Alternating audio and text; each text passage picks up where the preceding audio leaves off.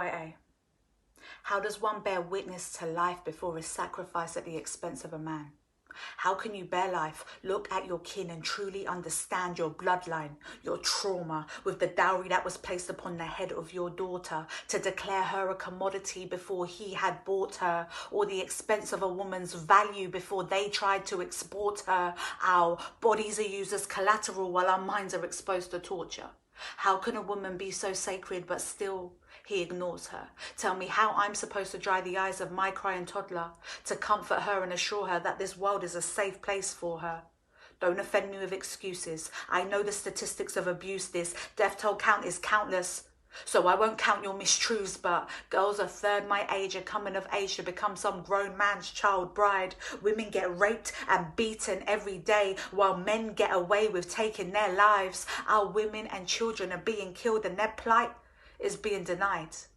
And I can't even bring myself to face the facts about suicide. We're led to believe that we should concede to the whim of a man who is strong. So we're taught to walk forth into the arms of a system that deems all women to be wrong, where we scream for our rights while others deny and turn a blind eye till we're gone. So if there's still no ways paved, then we spend most of our days being told where we belong. Silent, pregnant, broken, desperate, dying, left in, violence, dead then. Men decide when we protest our lives are hell until we're resting.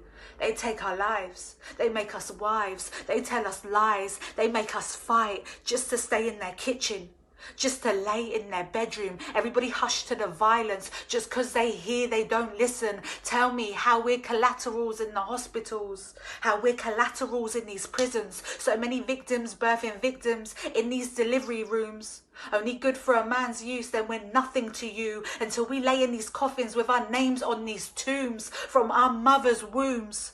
We're fed the idea that we're lesser, that we must run after men who disrespect us, and then we should compete with each other, compete with one another, that we should watch where we walk and watch how we talk, and if our body gets picked up, it's only therefore a man to desire our flesh while his actions dispose of it. We remain the biggest casualty in these wars, but no man will expose all this. My sisters are crying while they suffer. They're shamed, missing, raped, abused, attacked and killed every day. We're dying with no rights, trying to live life, crying to survive, while these women have to fight this gender-based violence.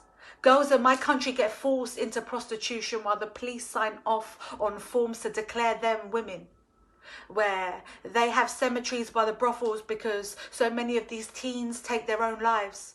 Tell me, how am I supposed to deny that there isn't a fight, that there isn't a call to action, that there isn't an attack on our lives? We want our birthright.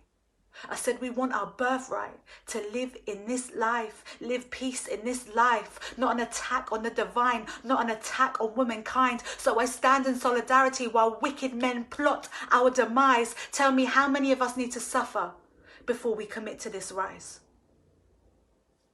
YA.